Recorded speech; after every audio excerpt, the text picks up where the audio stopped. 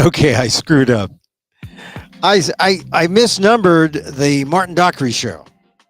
So the Martin Dockery show shows up on YouTube as 661, and you have to watch the right one to catch the full on Martin Dockery interview. Martin Dockery being maybe one of the premier storytellers in the United States.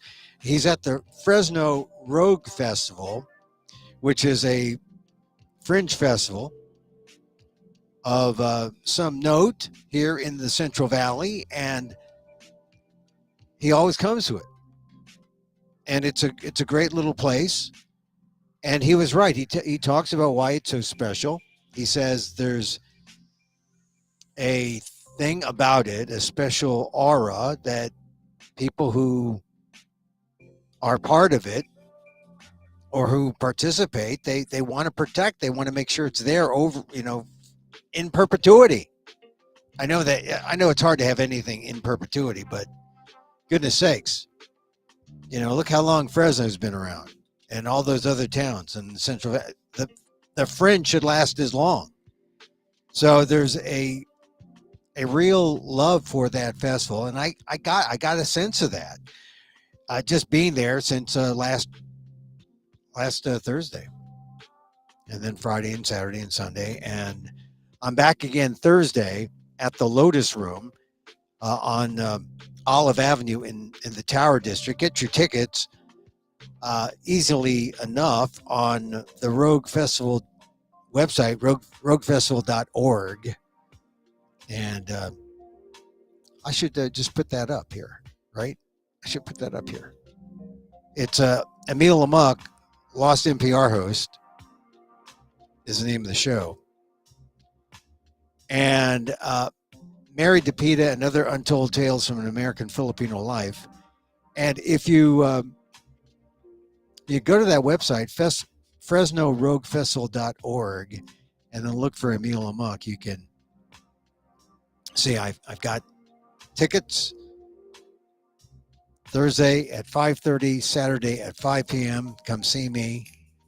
And then you can also come see Martin Dockery, who's also going to be buying tickets for him.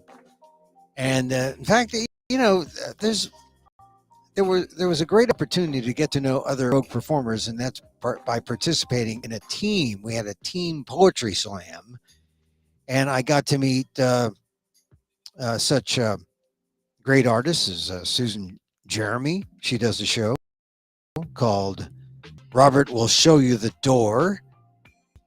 It's on, let's see, Robert Will Show You the Door is on March 9th. And also, we'll go to the Fringe Festival website, and it'll tell you all the times that's available. Thursday and Friday, or Thursday and Saturday, excuse me. And then there's potty training, Joey Rinaldi's show at Hartshaven, 8:30 on Thursday. And then there was Donnie Arborough's show. God, where is that? Gotta find it. Titillated. That's on Saturday at 5 p.m. So a lot of great shows. I think I mentioned them all. I don't want to leave anyone out. If I forgot someone, forgive me. Martin. I think I got them all. Okay. And the Rogue Festival. So it's fun. All right. So I departed from my usual, talking about the news, because this is Emil Amok's Takeout, my takes on all things considered, both the secret podcast. We pop up live at usually around 2 p.m. Pacific, but my interview ran long, and then I took a break, and then I said I'd come back. So here we are. Yesterday was Super Tuesday, and from an Asian American perspective, that's what this show sort of focuses on, but it's really anything that's in my head. And you got to be thinking about Super Tuesday yesterday. So I wrote a piece last night for the Asian American Legal Defense and Education Fund. and just talking about, some thoughts about yesterday, because it's significant. I mean, what did we see yesterday?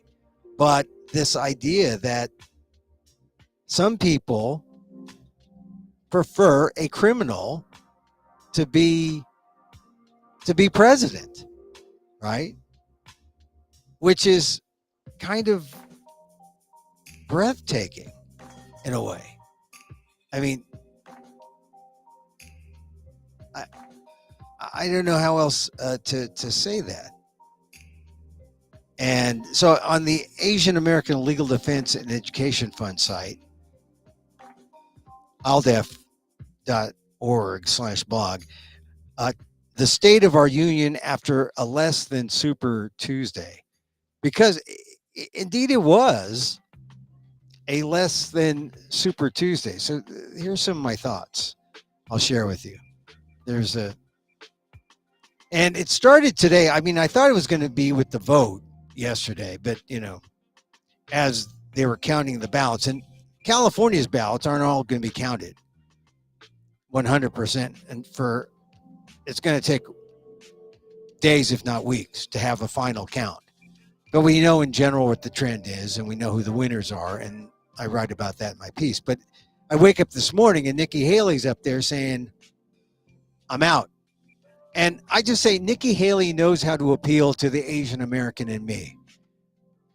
Just last week, my mother, a first-generation immigrant, got to vote for her daughter for president. She said, Haley of Indian descent said, only in America, which I thought, oh, this sounds like she's going to do a Yakov Smirnoff joke. And with that opening, Haley suspended, though not ended, her campaign on a not-so-super Wednesday for her. This is not-so-super Wednesday, right? Because by suspending, she still could come back if something unexpected occurs. I don't know.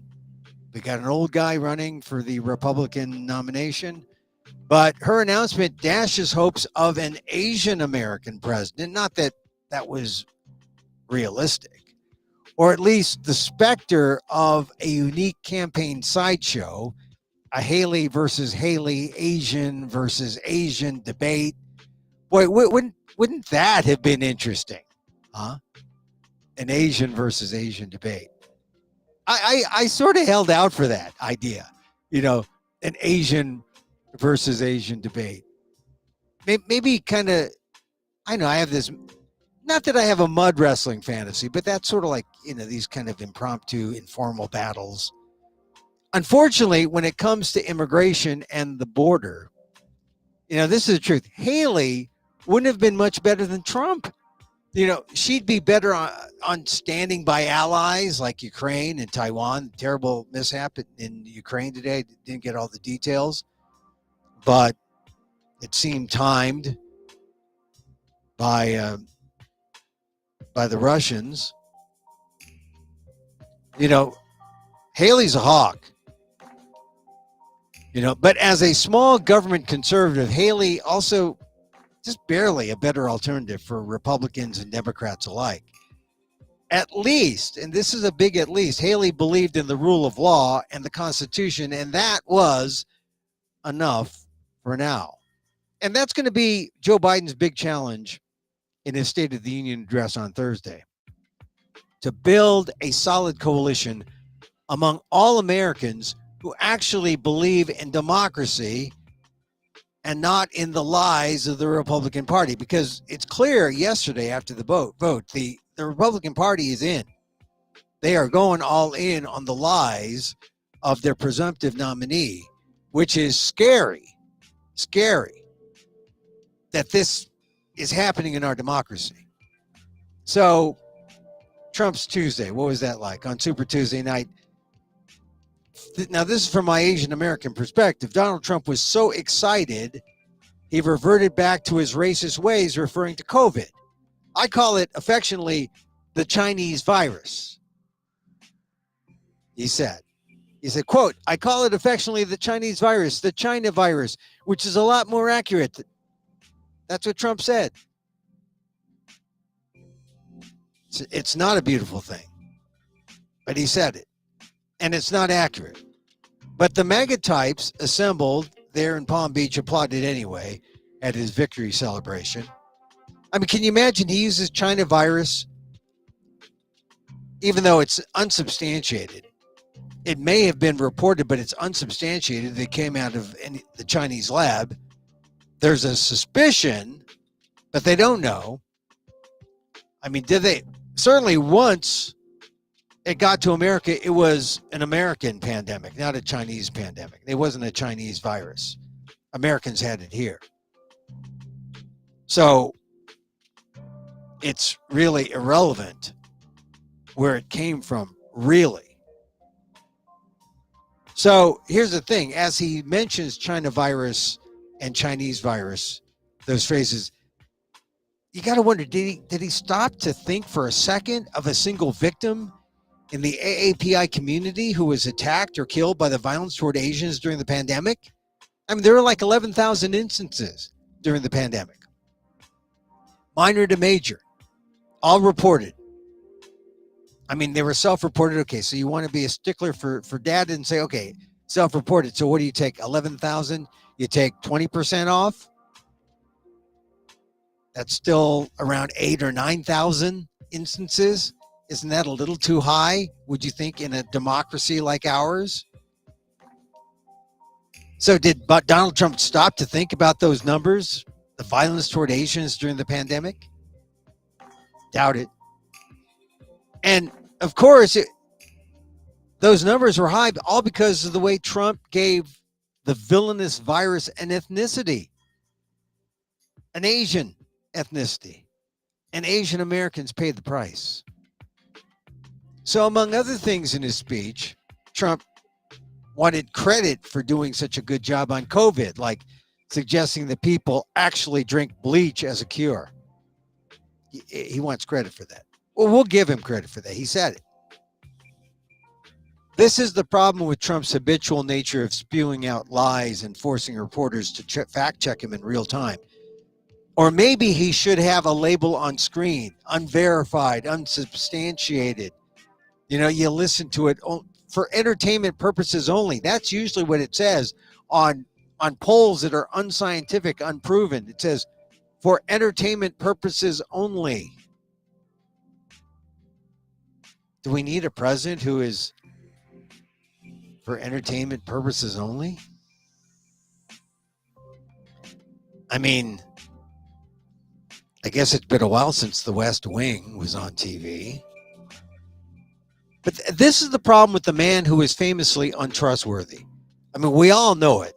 But after Tuesday, it's clear. Millions of Republican voters are comfortable with his lies, comfortable with how he mishandled COVID and most everything else, like the southern border strategy. Remember how infants and toddlers were separated from their mothers? Are you saying no one cares about that now?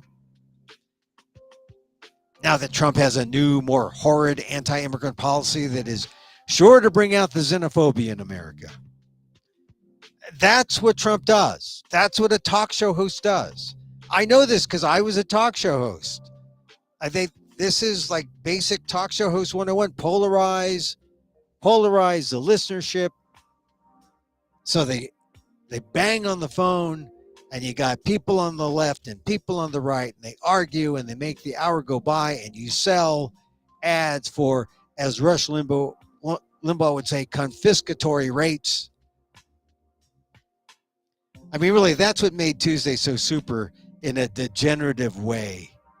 In one day, we saw the greatest nation in the world declare its real intention to destroy the greatest democracy of the world by making Trump the presumptive Republican nominee for the presidency.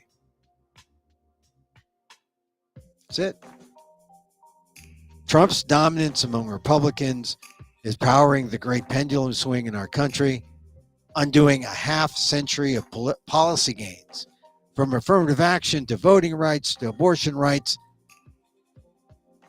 The pendulum is swinging back. And, you know, here's the thing. If you're old like I am, we may not live long enough to see it swing back. to the way we had it.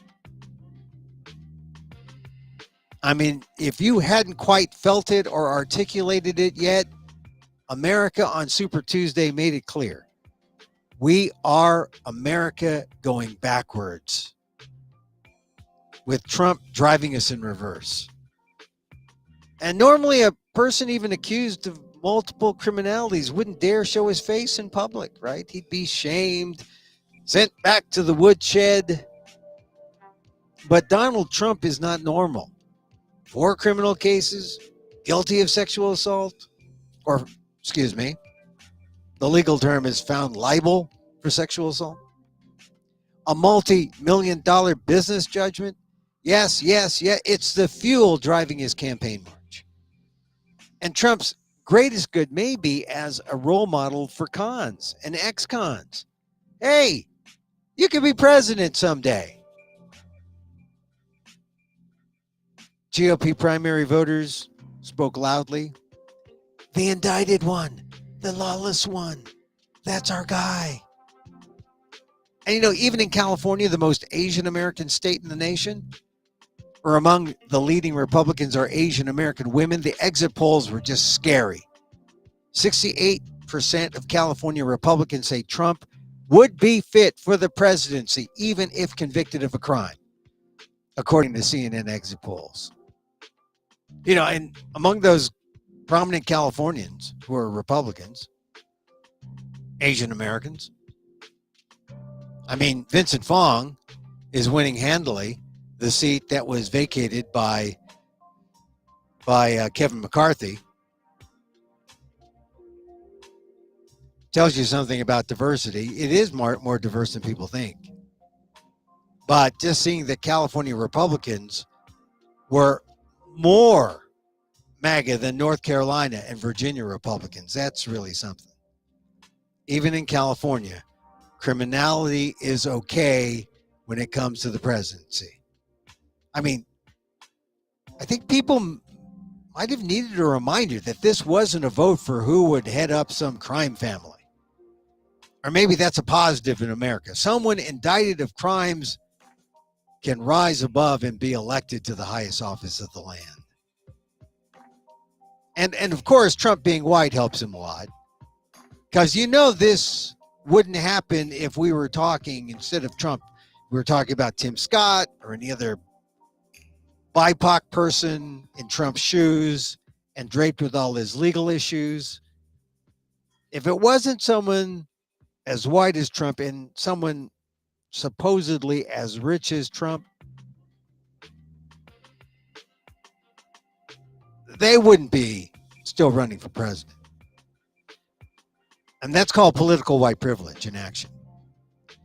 But Trump plays all that down, saying he's the victim of some nasty witch hunt. It's an excuse that provides him cover. So on Super Tuesday, Trump voters turned out not really forgiving or forgetting the past. I think they are really kind of zenned out. They're in the moment, just voting for someone they think can win for them. I mean, really, you got to say your mantra. The mantra being, I guess, Trump can win. Trump can win. Criminality, it's just win, baby, right? It's the Al Davis philosophy. And it's the kind of election, though, that threatens to rip our country apart. Since a win for Trump threatens many of our basic rights. Yeah. And then there's the hypocrisy of the law and order party, being led by a guy charged with 91 felony counts. In spite of it all, I hope you still voted yesterday. Wherever you're registered by mail or in one of the other, I believe 15 other states that were involved in voting yesterday, Super Tuesday. It's the simple act of marking a blank rectangle on a ballot, dropping off a sealed secret ballot. This is what we do in a democracy. We vote even if the state of our nation may seem bleak, we go out there and we vote. And this is another one of the exit polls. According to CNN's exit poll, 70% of California voters said they were angry or dissatisfied about the way things are going in the U.S. So that's a lot. I saw a poll in September saying that about 60-70% of Asian Americans were upset. So totally in keeping with the trend of, polls within the last 3 to 6 months. It's bleak, we're angry, we're upset, but if we can use our power and exercise the right to vote on an election day, there's still hope in the greatest democracy in the world. That we can't forget. That is the truth. So one last thought about Super Tuesday, and it's about the big Senate race to replace the late, great Dianne Feinstein as senator for the majority of the nation's AAPIs. Now, that was the marquee contest. And those of you who read my columns or know me from the show know that I had a great respect for Dianne Feinstein right to the end. I was riding with her. And in many ways, Barbara Lee's loss, God, this is the thing that got me. It was almost as inevitable as Trump's win. And all you had to do was look at the money. More money was spent in the Senate race in California than the presidential race, more than $71 million, according to news reports and OpenSecrets.org. In Lee's race, the top fundraisers were Democrats. Adam Schiff, $31 million. Katie Porter raised $29 million. Lee came up with nearly $5 million, which is not nearly enough. That's why when I visited LA all through January and February, I saw no ads for Lee. It was like she wasn't in the race. Most populous part of the state had no clue about Barbara Lee. I only saw Porter ads with her holding up her whiteboard, Schiff choosing not to attack Porter or Lee, but to raise up Republican Steve Garvey as his preferred opponent. I mean, this was really a diabolical, double-edged strategy. On the one hand, you nick all your Democratic opponents by ignoring them. Schiff had all the money.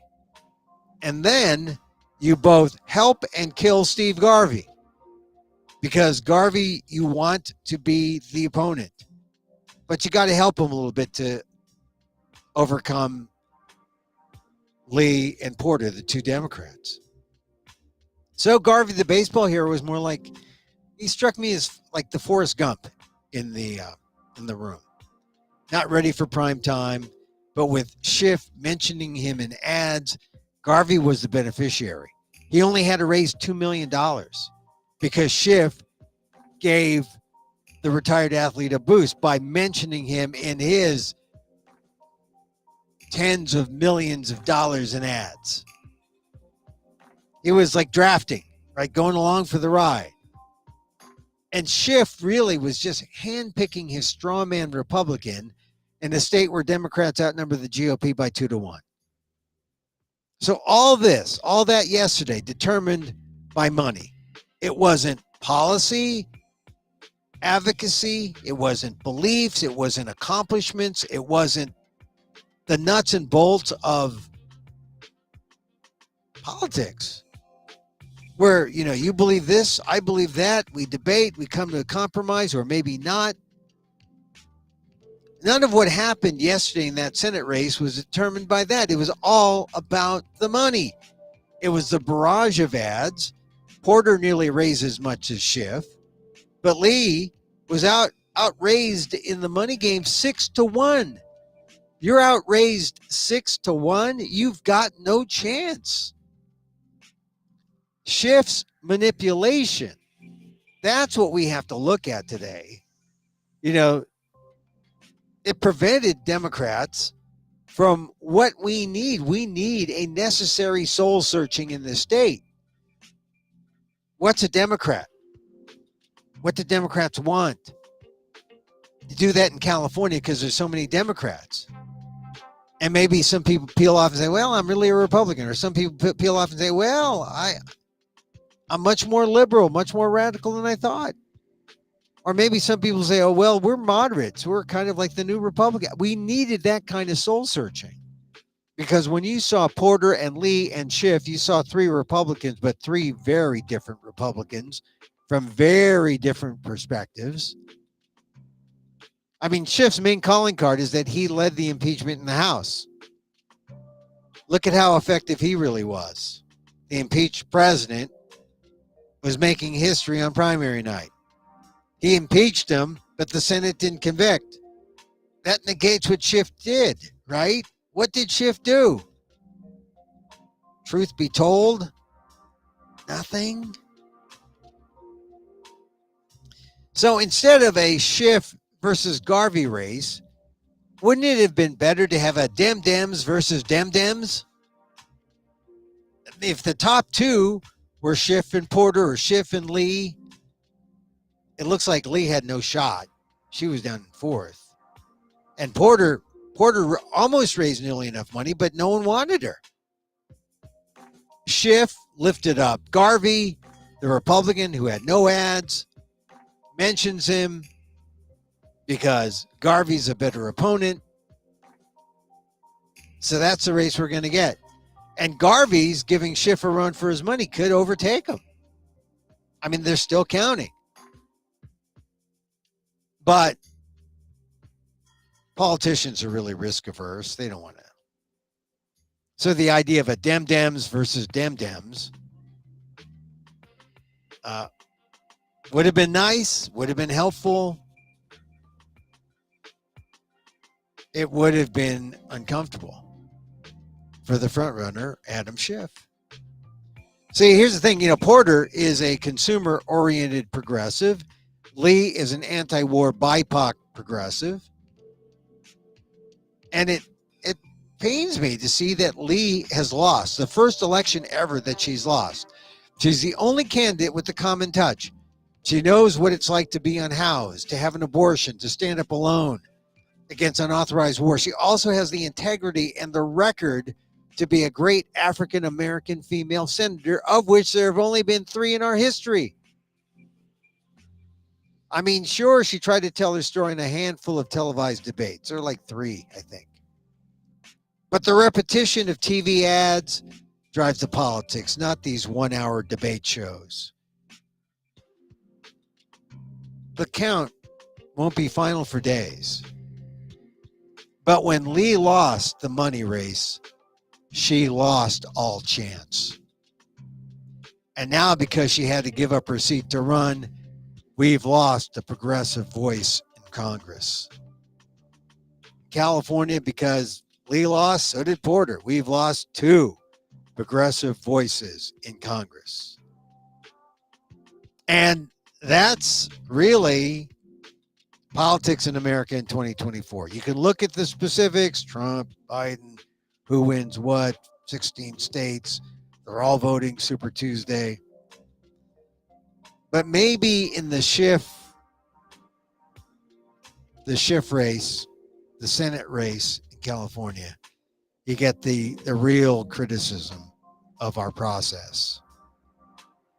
We're still a democracy here in the United States, but we're far more dependent on money than ideas, which makes us a kind of compromised democracy, or can. What can you say? Get rid of Citizens United. Get rid of the laws that allow for the kind of weird campaign financing we're seeing. And make sure that, well, there's this idea that resign to run. It's in 5 states like Texas and Florida. California doesn't have a resign to run law, but they have something that says if you run for a higher office, you have to give up your seat. But if you give up your seat, oh my God, you're taking a risk. And I think it never really dawned on me that Barbara Lee would be gone. She'd been a stalwart congresswoman for so long, ever since she succeeded Ron Dellums, and he was before her the stalwart, progressive, African American, standing up, anti-war. This is the kind of voice, the kind of person we need right now. Barbara Lee. Don't have that now. I mean, she's got to leave in January. Maybe she'll run again. But I think that was the shocker for most people who just said, oh, well, Barbara Lee wouldn't run if she couldn't win, right? I mean, she's never lost a race in her life. But that's not true. I mean, it's not true that, you know, she wouldn't run if she didn't think she could lose. I think she knew she could lose. But she was hopeful that she would eke it out. I think it's because she believed in her values and her truth. I think it's because, you know, it was all set up for someone like her, because Gavin Newsom painted himself in the corner and said, I'm gonna select a black woman, black female, to replace Feinstein. And then he saw, oh my God, in the name of diversity, I've screwed up because I think Feinstein wants Schiff. I mean, that I think was the calculus. He said, how do I get out of this? And so he appoints LaFonza Butler to be the caretaker. Now, LaFonza Butler is an honorable person.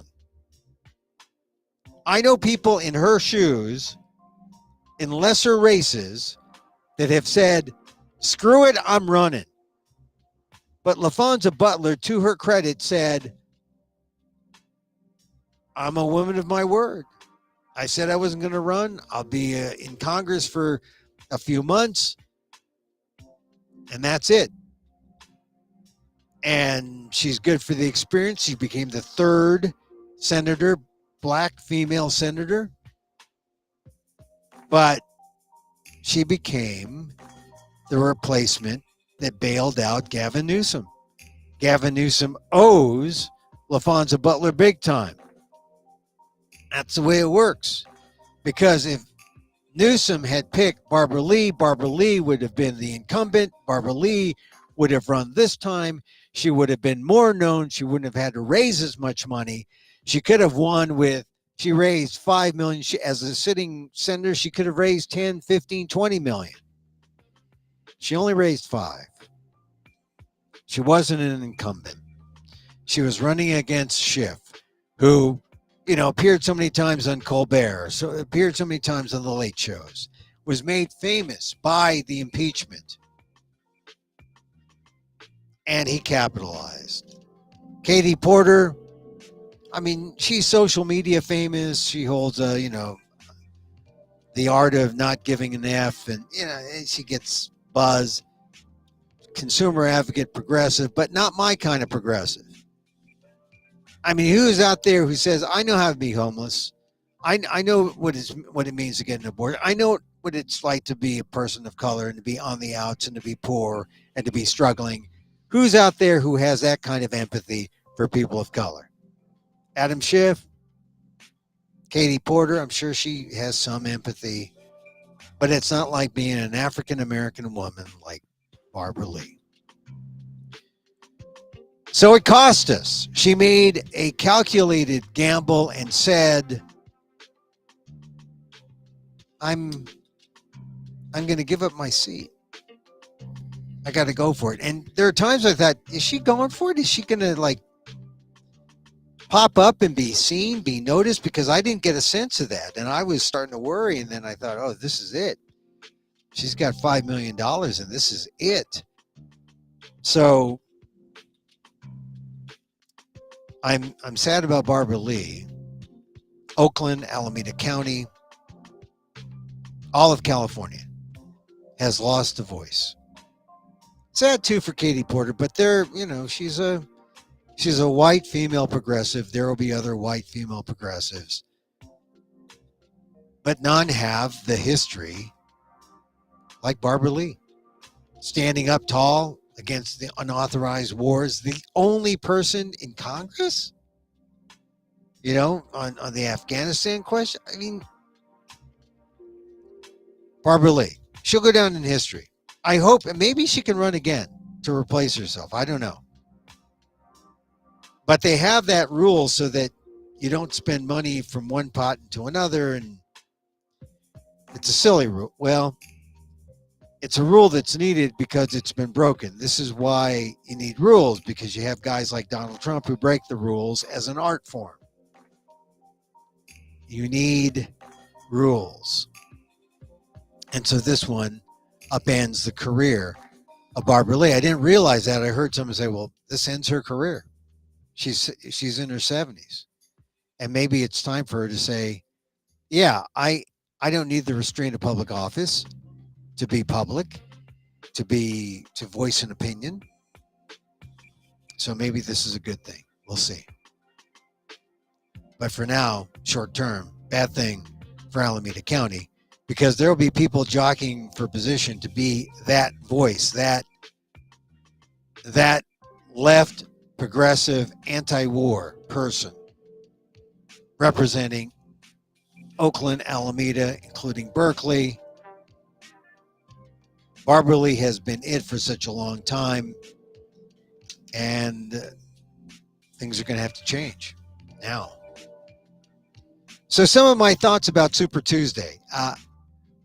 As I said, I think it's a great thing that we voted, God, I got to rub in that black ink all over that rectangle. Otherwise, I want this vote to count. I get so much anxiety about that. Am I leaving too much white? Oh, no, that's a white candidate. Okay. Am I leaving too much white there? Anyway, it's, I think they said we have like 240 some days to the general election. It's going to be crazy because it's going to be Biden and Trump, and the insults are going to hurl. You're going to have old guy insults. You're going to have CPAP jokes. You're going to have everything. And frankly, right now, we see enough gaffes. It's not just Biden. I mean, Biden has maybe one or two, but compared to Trump, like I said, there needs to be, just like you have an interpreter following him around, you need a perpetual fact checker, because the guy spews lies and people buy it. That's what I said was a sad thing about Super Tuesday, because people bought the lies. They're buying the lies. And like I said, the pendulum's swinging. And I'm of an age where I may not be alive when it swings back. So really, the boomers have really enjoyed some of the greatest periods of our lifetime. Right after World War II, the 60s, the 70s, the 80s. I mean, the internet boom, many generations of that. And now, if the Republicans have their way in the courts, boy, the erosion of rights, you can feel it. You can feel it. It's happening. Okay, some Super Tuesday thoughts today on Super Wednesday. Not so Super Wednesday. Check out my column on the ALDEF blog, the Asian American Legal Defense and Education Fund. ALDEF, AALDEF.org/blog. Tomorrow, Joe Biden gives a State of the Union address. We'll see how he makes you feel. Got to make us feel something. Because Joe Biden, I think he could beat Trump on age. He could beat Trump on just lucidity and policy.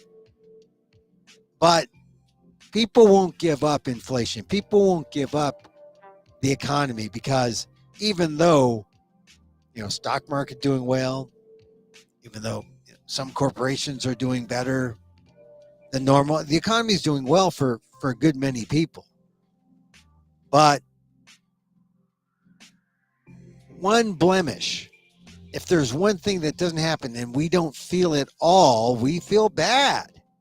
And I think that's where America is. It's almost like the temperature, when they say, "Oh, it's 30 degrees outside in the city." Oh, that's a feels like temperature of 15 because of the wind, because of something, because there's a guy with an air conditioner on high making it feel cold or whatever it is. But that's what's going on. You go back to the East Coast and say, "Oh, it's like 26 degrees, feels like -10. Oh, that wind's coming in from the lake." And somehow Biden's got to say, "Hey, inflation is in check. We've got it in control." But the feels like, how does he fix the feels like? And I hope he fixes the feels like by saying it's going to be better. And I hope America buys it, because right now America is not. America is saying they're just looking for answers. And at this point, like, it's not a matter of forgiving and forgetting what Trump has done or what he hasn't done.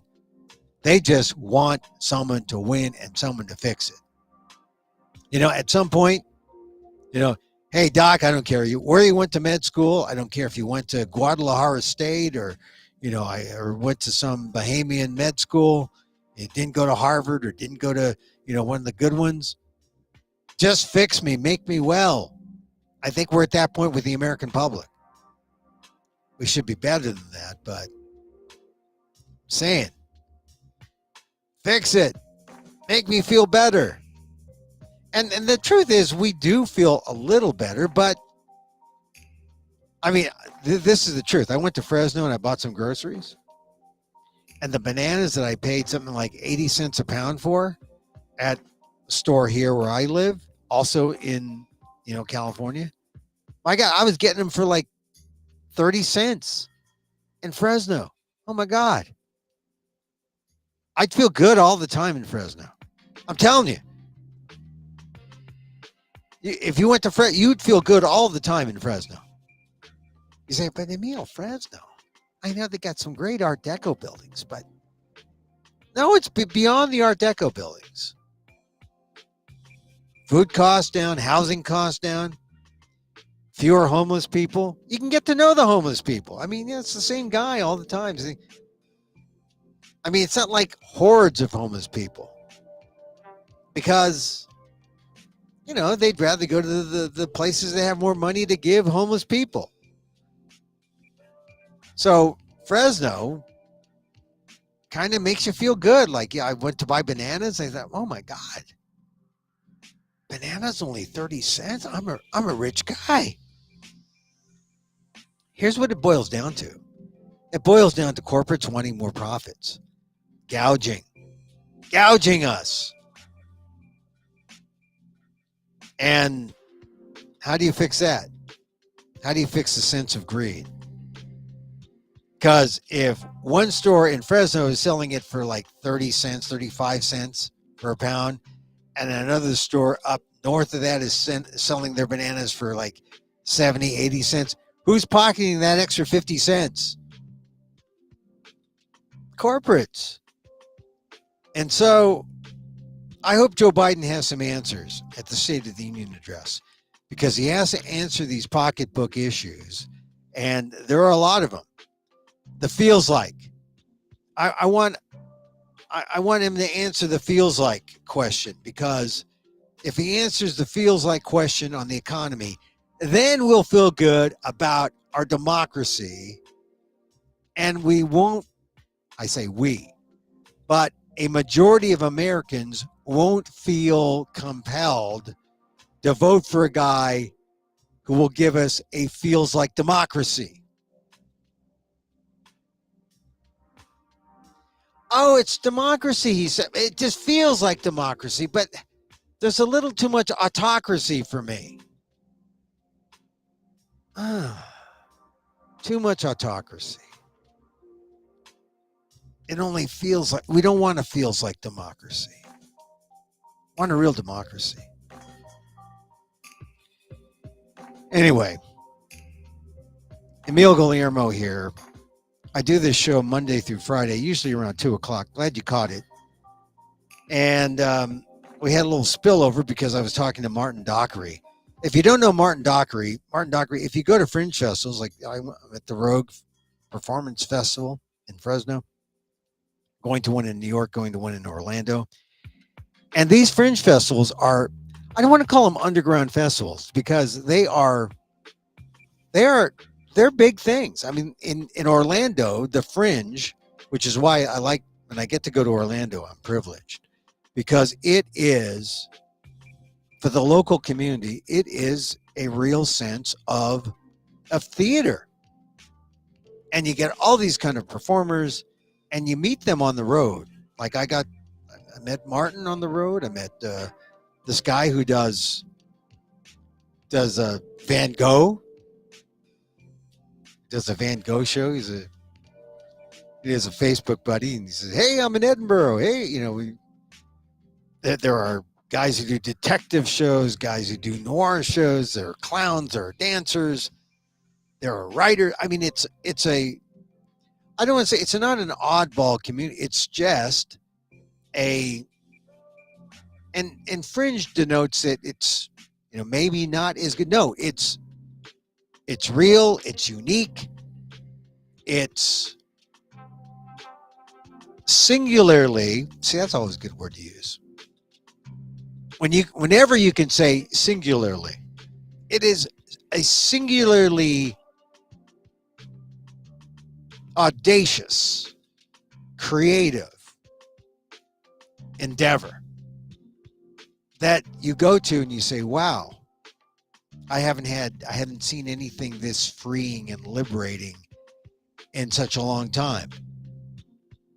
And who has an MFA from Yale? Who has, like you heard, if you saw my interview with Martin Dockery, I mean, he like poo-poos MFAs and classes, and he says, go out there, do it, do your show, perform. So catch that interview. And unfortunately, I mislabeled it. So it's going to be one of the Emil Amok's Takeout episode 661s. It should have been 662, but I mislabeled it. So you're going to have to watch 1 and 661 and 661A and then 661B. And then you'll find it's the one done today on Super Wednesday. But it'll be worth your while. And like I said, always it's interesting to talk to artists about their thing, about their process, right? It's just, I saw you lay the egg. How'd you lay it? How'd you get there? Who fertilized it? When was it an embryo? When was it, pre-egg? When was it a zygote? I mean, you want to know that. I mean, and once you know it, you say, how interesting. Just part of the appreciation of the art of the people, right? So the Fresno Rogue Festival, a great little, I guess it's a portrait mascot logo. It's the Muse. It's on the T-shirts they have and on the program. Great little thing. And like I said, I'm there on Thursday. I'm there tomorrow. So I'm going to miss the State of the Union address the first time around. I'm going to have to catch it the second time around. But my Emil Amok's Takeout is on at 5:30. Or Emil Amok's Lost NPR host at the Lotus Room, which is on Olive Street, East Olive Avenue. You can also catch. Oh, Martin's up against me. Okay, well, you can be at two places at once. Send your hologram to his show. Come to my show live because I give discounts to actual real human organs. At least 20% for a real human organ. And holograms, I think they're free at the Labyrinth. Now, look, there's other times you can see my show or his show because I'm also on Saturday, as is his. So Thursday, Friday, Saturday, the last 3 days of the Fresno Rogue Festival. I love talking about it because I've tried to get in, and sometimes I got in because, or sometimes, most times I've just forgotten because it's early in the year. I'm not thinking about Frenches. But this time I set my antennae up and I said, okay, when they call, I'm going to apply and I'll see if I make it. And this was really the first time that I made the application deadline, and then I got chosen. So a real treat for me, the Rogue Festival. And once again, go to roguefestival.org, get in my name, and say, I want Lost NPR host. I talk about my days as an NPR host and how I'm truly lost, but not that far. Not that far. You know, in some ways, Fresno has that kind of freeing sense that you are in a place that is so far from LA, so far from San Francisco. It's its own place. It can be its own place. And it's got a university. It's got its own water and its own food source. Hey, it's got a football team, the Fresno State Bulldogs. Every now and then they are great. Anyway, Fresno. Who would have thought that me, a San Francisco chauvinist, would like Fresno so much? Shocking to my friends who know me. Anyway, all right, that's it for our show. Catch the Martin Dockery interview. You can catch us on YouTube at Emil Amok1. Look for the show that is labeled 661, and where I talk to Martin Dockery. And you're just going to have to look for the first 10 minutes, and you'll see him. Then, you know. But at YouTube, at Emil Amok1, that's my YouTube channel. You can also catch us on, where else? On Twitter, X, formerly known as Twitter, at Emil Amok, EMILAMOK. On Facebook, fb.com, at emilguillermo.media, or my name, Emil Guillermo. And lastly, check out amok.com. You can see some other recorded shows there. Boy, what a day. Super Wednesday. Not so super Wednesday. Nikki Haley out. Read my column on the ALDEF blog, the Asian American Legal Defense and Education Fund. ALDEF, AALDEF.org. Oh, also today, while we're plugging away some things, the PETA podcast, I do the PETA podcast. It dropped today. The PETA podcast is a legit podcast, and you can get it wherever you find your podcast. The PETA podcast. And today, I talk about the failed experiment. What is that? Well, executive produced by Bill Maher. It's a documentary about animal experimentation. And if you think you know animal experimentation, I don't think you do. If you'd like to know more, the failed experiment is there. Go to wherever you get your podcasts. There's a link in the show notes. It'll take you to a site where all of the documentary, there's like 6 episodes, like 8 minutes each, something like that. They're all on one page on PETA.org, or just go to PETA.org and look for the documentary. It's all there. PETA.org. All right, and one last thing. A friend of mine is Ishmael Reed, and Ishmael has a show out called The Shine Challenge 2024. And Ishmael has great hope in this forum, the use of internet as a way to have live theater. So we did a live theatrical reading of his new play, The Shine Challenge 2024. It's on the website of the Nuyorican, NUYO, Nuyorican, RICAN.org, and get your tickets there. And you can watch it for as many times as you like between the time you buy it and the 15th of March, the Ides of March, and then it goes away. But the Shine Challenge is about the African American oral tradition telling stories about how the Titanic sank. There's a tale about how there was one African American on board. He survived. People are trying to blame him for sinking the Titanic. Did he do it? There's a trial. Come see the trial.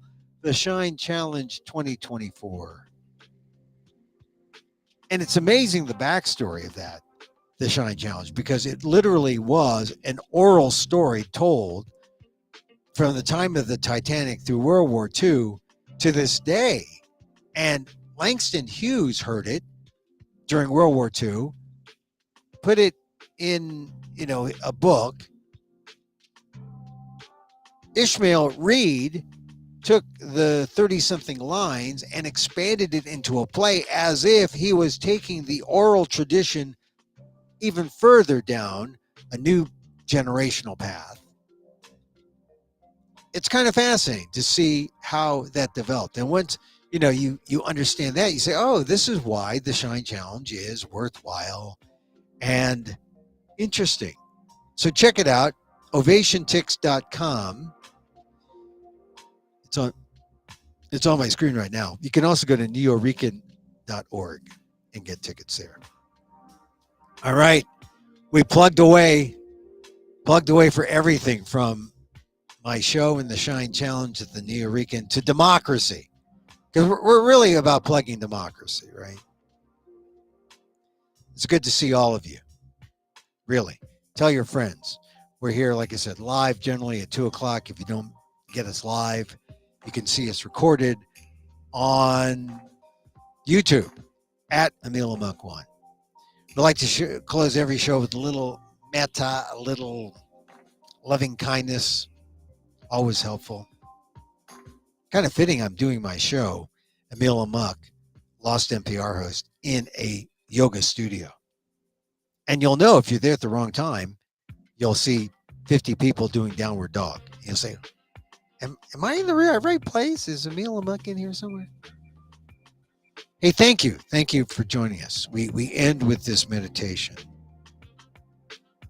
And so, as I wish for me, I wish for you. May you be safe. May you be happy. May you be healthy. And may you live with ease. Emil Guillermo here. Till next time. Mahal Kita.